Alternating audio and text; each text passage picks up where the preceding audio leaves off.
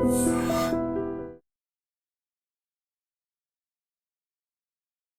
Day fertility అమ్మ అనే పిలుపుకు శ్రీకారం చుట్టండి. పొందండి ఉచిత మొదటి కన్సల్టేషన్, మొదటి స్కాన్. సంప్రదించండి 8880747474. 2004లో డాక్టర్ వైఎస్ రాజశేఖర రెడ్డి గారు ముఖ్యమంత్రిగా ఉన్నప్పుడు కడప ఇన్ఛార్జ్ మినిస్టర్ అధ్యక్ష కీర్తిశేషులు నాయన్ నరసింహారెడ్డి గారు కాదా? హరీష్ రావు గారు ఎమ్మెల్యే కాకున్నా మంత్రిగా రాజశేఖర రెడ్డి గారు మంత్రివర్గంలో చేరిన మాట వాస్తవం కాదా? రాజశేఖర రెడ్డి గారి ఆశీర్వాదంతో కేంద్రంలో మంత్రి అయింది చంద్రశేఖరరావు కాదా అధ్యక్ష? చంద్రశేఖరరావు గారు కేంద్ర మంత్రిగా ఉన్నప్పుడే 4000 క్యూసెక్కులు ఉన్న పోతిరెడ్డి పాడు 44,000 క్యూసెక్కులకు పెంచిన మాట వాస్తవం కాదా? ఆనాడు మరి శశిధర్ రెడ్డి, పి జనార్దన్ రెడ్డి గారు సొంత ప్రభుత్వంలో ఉండి కూడా పోతిరెడ్డి పాడు పొక్క పెద్దది చేస్తే శాశ్వతంగా తెలంగాణ ఎడారిగా మారుతుంది, దాన్ని అడ్డుకోవాల్సిందని ఇదే శాసనసభలో నిటారుగా నిలబడి కొట్లాడింది పి జనార్దన్ రెడ్డి కాదా? ఆనాడు రాజశేఖర రెడ్డి గారికి హారతులు ఇచ్చింది చంద్రశేఖరరావు, హరీష్ రావు గారు కాదా అని నేను అడుగుతున్నా అధ్యక్ష. ఆనాడు మంత్రివర్గంలో ఉన్న మీరు, ఆనాడు కడప జిల్లా ఇన్ఛార్జ్ మంత్రిగా ఉన్న నాయన్ నరసింహారెడ్డి గారు, మీరు శాశ్వతంగా తెలంగాణ హక్కులను తాకట్టు పెట్టి తెలంగాణ ఎడారిగా మార్చి నా పాలమూరును, నల్లగొండను, రంగారెడ్డి జిల్లాను వలసల జిల్లాలుగా మార్చి, ఫ్లోరైడ్ జిల్లాలుగా మార్చి ఈ రైతులను పొట్టన పెట్టుకున్నది మీరు కాదా? మీ నీతి, మీ జాతి తెలంగాణ సమాజం మర్చిపోయిందని మీరు అనుకుంటున్నారా? ఆనాడు మేము లేమా ఈ సభలలో? శాసనమండలిలో నేను లేనా? ఇక్కడ ఉన్నోళ్ళు చాలామంది ఆనాడు శాసనసభ్యులు కాదా? శ్రీధర్ బాబు గారు, ఉత్తమ్ కుమార్ రెడ్డి గారు ఆనాడు ఈ సభలో లేరా? వెంకటరెడ్డి గారు లేరా? అధ్యక్ష, ఎవరిని మభ్యపెట్టాలని ఈరోజు మాట్లాడుతున్నారు అధ్యక్ష? ఉమ్మడి రాష్ట్రంలో రాజశేఖర రెడ్డి గారి మంత్రివర్గంలో రాజశేఖర రెడ్డి సహకారంతో కేంద్ర మంత్రివర్గంలో ఉన్న చంద్రశేఖరరావు, హరీష్ రావు గారు ఆనాడు అడ్డుకుని ఉంటే పోతిరెడ్డి పాడు పొక్క పెద్దదై ఉండేదా? తెలంగాణకు అన్యాయం జరిగి ఉండేదా అని నేను అడుగుతున్నా అధ్యక్ష. అది పక్కన పెట్టండి అధ్యక్ష. కాంగ్రెస్ పార్టీ శ్రీమతి సోనియా గాంధీ గారు ఆనాడు ఆల్ పార్టీ కమిటీలో ఉత్తమ్ కుమార్ రెడ్డి గారు తెలంగాణ తరఫున రిప్రజెంట్ చేసిండ్రు. అఖిల పక్షాన్ని పిలిచినప్పుడు కేంద్ర హోంశాఖ తెలంగాణ రావాలి అని వారు వాదనలు వినిపించిన తర్వాత జూన్ 2, 2014 నాడు తెలంగాణ రాష్ట్రం ఏర్పడ్డ తర్వాత ఆనాడు ఉమ్మడి రాష్ట్రంలో 2011, 12లో కిరణ్ కుమార్ రెడ్డి గారి మీద ఒత్తిడి తీసుకొచ్చి పాలమూరు రంగారెడ్డి ఎత్తిపోతల కోసం, సర్వే కోసం, నిధుల కోసం, ప్రాజెక్టుల కోసం ఈరోజు డీకే అరుణ గారు బీజేపీలో ఉండొచ్చు గాక, డీకే అరుణ గారు, చిన్నారెడ్డి గారు, మల్లు రవి గారు కొట్లాడి ఆనాడు జీవో దీపించి రోజుకు 2 టీఎంసీల ప్రకారం జూరాల నుంచి నీళ్లు తరలించాలి పాలమూరు రంగారెడ్డి కానీ ప్రాజెక్టును ఆమోదింపజేసింది నిజం కాదా అధ్యక్ష? ఆ రోజు తమరు కూడా ఉన్నారు కదా అధ్యక్ష. తెలంగాణ రాష్ట్రం ఏర్పడ్డ తర్వాత పాలమూరు రంగారెడ్డి ఎత్తిపోతల పథకాన్ని జూరాల నుంచి నీళ్లు తీసుకునే విధానం మీద పెద్దలు చిన్నారెడ్డి గారు ఇదే సభలో మాట్లాడితే చిన్నారెడ్డి గారిని ఏ రకంగా దూషించిండో ఈ సభనే సజీవ సాక్షి.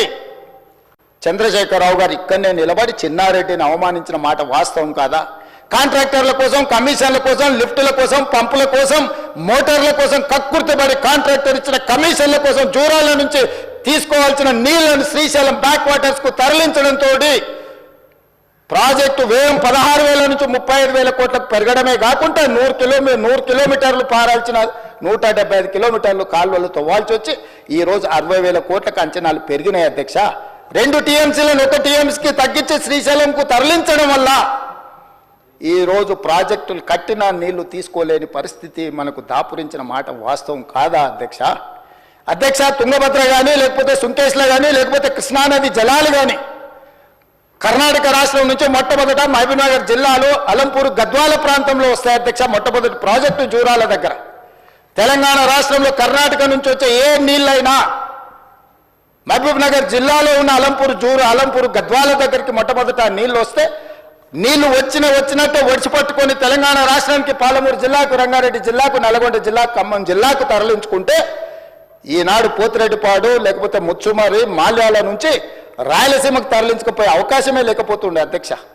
మహబూబ్నగర్ జిల్లాలో కర్ణాటక నుంచి ఎంటర్ అయిన నీళ్లు ఈరోజు తిరిగి మళ్ళీ రాయలసీమ పోయి మళ్ళీ వెనక్కొచ్చి మళ్ళీ శ్రీశైలంకి వచ్చినప్పుడు ఒకవైపు రాయలసీమ, ఇంకొక వైపు మహబూబ్నగర్ ఉంటే మొత్తం కల్వకుర్తి లేకపోతే పాలమూరు రంగారెడ్డి అన్ని ప్రాజెక్టులు కలిపితే కూడా రోజుకు 2 టీఎంసీలు తీసుకునే కెపాసిటీ మన ప్రాజెక్టులలో లేదు. ఇవాళ ఎస్ఎల్బీసీ ఆనాడు రాజశేఖర రెడ్డి గారు ఉన్నప్పుడు ఫ్లోరైడ్ జిల్లా అయిన నల్గొండ జిల్లాకు 3,60,000 ఎకరాలకు గ్రావిటీతో నీళ్లు ఇవ్వాలని ఎస్ఎల్బీసీని ఆనాడు 2,000 కోట్లతో ప్రారంభిస్తే ఆనాడు దాదాపుగా 20 పైగా కిలోమీటర్లు ఉమ్మడి రాష్ట్రంలో టన్నెల్ తవ్వితే నువ్వు తెలంగాణ వచ్చిన తర్వాత 4 ఏళ్లలో పూర్తి చేయాల్సిన ప్రాజెక్టును 10 ఏళ్ళైనా పూర్తి చేయక 10 కిలోమీటర్లు పక్కన పెట్టి ఈరోజు శాశ్వతంగా నల్గొండ జిల్లాను ఫ్లోరైడ్లో ముంచి అక్కడి రైతుల చావులకు కారణం నువ్వు. ఆ ప్రాజెక్టు పూర్తి చేస్తే ఎవ్రీ డే 4,000 క్యూసెక్కులు నీళ్లు తీసుకపోతే గ్రావిటీతోనే రూపాయి ఖర్చు కూడా లిఫ్టుల మీద పెట్టాల్సిన అవసరం లేకుండా ప్రాజెక్టు కంప్లీట్ అయి ఉండేది అధ్యక్ష. ఇవాళ జరిగిన ఎస్ఎల్బీసీ ప్రమాదానికి ఆ 8 మంది చావులకు నువ్వు కారణం కాదా? వాటి వివరాలు నేను మళ్ళీ చెప్తా అధ్యక్ష. అలాంటిది పాలమూరు రంగారెడ్డి ఎత్తిపోతలు తెలంగాణ రాష్ట్రం వచ్చినాక ప్రారంభించి 10 సంవత్సరాలైనా నువ్వు పూర్తి చేయలేదు. ఈనాడు చంద్రబాబు నాయుడు గారైనా ఆంధ్రప్రదేశ్ అయినా కేంద్రమైనా ఈ ప్రాజెక్టులను అడ్డుకుంటుంది అని అంటే ఈరోజు కృష్ణానది మీద నిర్మించిన ఉమ్మడి రాష్ట్రంలో ప్రారంభించిన కల్వకుర్తి కావచ్చు, ఉమ్మడి రాష్ట్రంలో అనుమతులు ఇచ్చిన పాలమూరు రంగారెడ్డి ఎత్తిపోతలు కావచ్చు, ఉమ్మడి రాష్ట్రంలో అనుమతి వచ్చిన మక్తల్ నారాయణపేట కొడంగల్ ప్రాజెక్టు కావచ్చు, భీమా కావచ్చు, నెట్టంపాడు కావచ్చు, కోల్చార్ కావచ్చు, శ్రీరామ్ సాగర్, ఇందిరాసాగర్ కావచ్చు, రాజీవ్ సాగర్ కావచ్చు, కృష్ణానది మీద పరివాహక ప్రాంతంలో నిర్మాణంలో ఉన్న ప్రాజెక్టులు 60 సంవత్సరాలు పైగా ఉమ్మడి రాష్ట్రంలో పూర్తి కాని ప్రాజెక్టులు 10 సంవత్సరాలు చంద్రశేఖరరావు గారు ముఖ్యమంత్రి ఉన్నప్పుడు ఈ రాష్ట్రంలో ఎందుకు పూర్తి చేయలేదు? దక్షిణ తెలంగాణ పట్ల కృష్ణానది జలాలను మా ప్రాంతానికి ఇవ్వకుండా వివక్ష చూపించి శాశ్వతంగా మా రైతాంగం జీవితాల మీద మరణ శాసనం రాసింది చంద్రశేఖరరావు కాదా అని నేను ఇక్కడ నుంచి అడుగుతున్నా అధ్యక్ష. ఇవాళ ప్రతిపక్ష నాయకుడు వచ్చి ఇక్కడ కూర్చుంటుంటే నేను అడిగేదానికి సమాధానం చెప్పాల్సి వస్తుందని ఈరోజు వారి ముఖం చాటేసింది అధ్యక్ష. అధ్యక్ష ఇప్పుడే లెక్కలు ఇచ్చిండ్రు అధ్యక్ష. చంద్రశేఖరరావు గారు ప్రతిపక్ష నాయకుడు అధ్యక్ష. ప్రతిపక్ష నాయకుడుగా ఇప్పటివరకు వారి శాసనసభకు వచ్చింది 2 సార్లు అధ్యక్ష. వారికి పోయిన డిసెంబర్ 23 నుంచి ఇప్పటి వరకు వారికి ఇచ్చిన జీతం అధ్యక్ష 57,84,124 రూపాయలు అధ్యక్ష. శాసనసభ్యుడిగా ప్రతిపక్ష నాయకుడిగా డిసెంబర్ 1, 2023 నుంచి ఫిబ్రవరి 28, 2025 వరకు ఈ దాదాపుగా 15 నెలలలో వాళ్ళు తీసుకున్న ప్రభుత్వం సొమ్ము జీత భత్యాలు, శాసనసభ్యులు కూడా ప్రభుత్వ ఉద్యోగ అధ్యక్ష తమకు తెలుసు కదా, సుప్రీంకోర్టు తీర్పిచ్చింది. వారు 57,84,124 రూపాయలు జీత భత్యాలు తీసుకున్నారు అధ్యక్ష. 2 సార్లు ఇక్కడికి వచ్చింది, ఇప్పటి వరకు ఎక్కడికి వెళ్ళలేదు అధ్యక్ష. ప్రభుత్వ జీత భత్యాలు తీసుకొని ప్రజల్ని గాలికి వదిలేసి తెలంగాణ రాష్ట్రాన్ని కర్మకు వదిలేసిన ప్రధాన ప్రతిపక్ష నాయకుడు ఈరోజు వాళ్ళను ఇట్లా తయారు చేసి రేబీస్ వ్యాక్సిన్ రియాక్షన్ వచ్చినట్టుగా వాళ్ళు వ్యవహరిస్తుంటే ఏం చెప్పాలి అధ్యక్ష? ఇక సెక్యూరిటీలు ఇవన్నీ మళ్ళీ అది సపరేట్గా నేను చెప్పదలుచుకున్న వాటి జోలికి వెళ్ళదలుచుకోలేదు. సరే, కుటుంబ సభ్యుల వల్ల ఆయన ప్రాణ ప్రమాదం ఉంది కాబట్టి ఆయన సెక్యూరిటీ పెట్టుకున్నాడు. సరే, అది సహజం, అందుకే ఆయన దూరంగా ఉంటున్నాడు వాళ్ళకు చుట్టూ పోలీసు పహారాల మధ్య అధ్యక్ష. సరే, అది వారి సమస్య అనుకోండి, నేను దాని జోలికి వెళ్ళదలుచుకోలేదు. సో ఈరోజు ఎస్ఎల్బీసీ పూర్తి చేసి ఉంటే నల్గొండ కష్టాలు తీరు ఉండేటివి కదా, డిండి ప్రాజెక్టు పూర్తి చేసి ఉంటే నల్గొండ కష్టాలు తీరు ఉండేటివి కదా, మా పాలమూరు రంగారెడ్డి ఎత్తిపోతల ప్రాజెక్టు ఈరోజు జూరాల నుంచి నీళ్లు తీసుకుని ఉంటే రాయలసీమ నీళ్లు దొంగిలించే అవకాశం ఉండకపోతుండే కదా అధ్యక్ష. ఈరోజు కృష్ణానదిలో మొత్తం ప్రాజెక్టుల మీద వివరాలు తీయండి అధ్యక్ష. ఎవరి హయంలో ప్రారంభమైనాయి, ఎవరి హయంలో పూర్తయినాయి, ఎవరు అన్యాయం చేసిండ్రు. పెద్దలు చంద్రశేఖరరావు గారిని రమ్మనుండి అధ్యక్ష, తమరైన వ్యక్తిగతంగా మాట్లాడండి. వారు ఏ రోజు వస్తారో వారి సభలో ఉన్నప్పుడే కృష్ణానది జలాల మీద చర్చ పెడతాము. ఈ చర్చలో ఒకవేళ మా తప్పేదైనా ఉందని నిరూపిస్తే సభా సాక్షిగా చంద్రశేఖరరావు గారికి, బీఆర్ఎస్ నాయకులకు నేను క్షమాపణ చెప్తా అధ్యక్ష.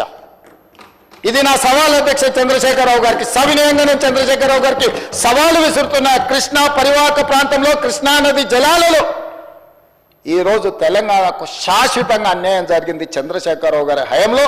లెక్కలతో సహా నిరూపించడానికి నేను మా మంత్రి ఉత్తమ్ కుమార్ రెడ్డి గారు సిద్ధంగా ఉన్నాం అధ్యక్ష. వాళ్ళ సంతకాలు పెట్టొచ్చి వాళ్ళ అఫిడవిట్లు వేసి రాయలసీమ లిఫ్ట్ ఇరిగేషన్ ప్రారంభించి 2020లో ఆంధ్రప్రదేశ్ ముఖ్యమంత్రి జగన్మోహన్ రెడ్డి గారిని ప్రగతి భవన్కు పిలిపించి పంచపక్ష ప్రమాణాలు పెట్టి రాయలసీమ లిఫ్ట్ ఇరిగేషన్ జీవో మొత్తం రాయలసీమలో ఈరోజు పోతిరెడ్డిపాడు కావచ్చు, మాల్యాల కావచ్చు, లేకపోతే ముచ్చుమరి కావచ్చు, రాయలసీమ లిఫ్ట్ ఇరిగేషన్ కావచ్చు, ఇవన్నీ కలిసి శ్రీశైలం బ్యాక్ వాటర్స్ నుంచి పర్ డే 10 టీఎంసీ, ప్రతిరోజు 10 టీఎంసీలు 60 రోజులు మనకు వర్షాలు వచ్చినప్పుడు ఉంటే 600 టీఎంసీలు వెనుక నుంచి వెనకల్నే రాత్రికి రాత్రే తరలించకపోవడానికి ఇవాళ ప్రాజెక్టులు పూర్తయినాయి. 2014 నుంచి 2023 డిసెంబర్ వరకు చంద్రశేఖరరావు గారు ముఖ్యమంత్రిగా సాగునీటి పారుదల శాఖ మంత్రిగా ఉన్నప్పుడు తెలంగాణ రాష్ట్రానికి అన్యాయం చేసింది అధ్యక్ష.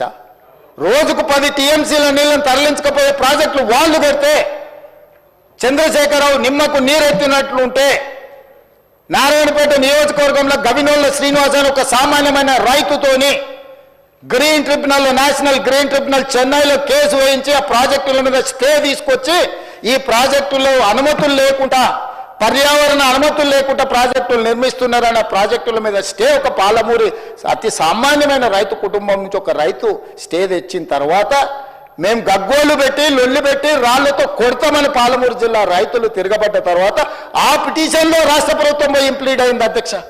ఇది ఎక్కడ చూద్దాం అధ్యక్ష? తెలంగాణ హక్కుల కోసం శాశ్వతంగా మనకు అన్యాయం జరిగే నిర్ణయాలు ఆంధ్రప్రదేశ్ తీసుకుంటే ప్రభుత్వం కొట్లాడాల్సింది పోయి ఉద్దండులైన న్యాయ కోవిదులను పెట్టి అడ్డుకోవాల్సింది పోయి వదిలేస్తే ఒక సామాన్యమైన పాలమూరు రైతు నేషనల్ గ్రీన్ ట్రిబ్యునల్లో కేసు వేసి స్టే తీసుకొస్తే పర్యావరణ అనుమతులు ఇవ్వని అప్పుడు పోయి వీళ్ళు విధిలేని పరిస్థితిలో ఇంప్లీడ్ అయినారు అధ్యక్ష.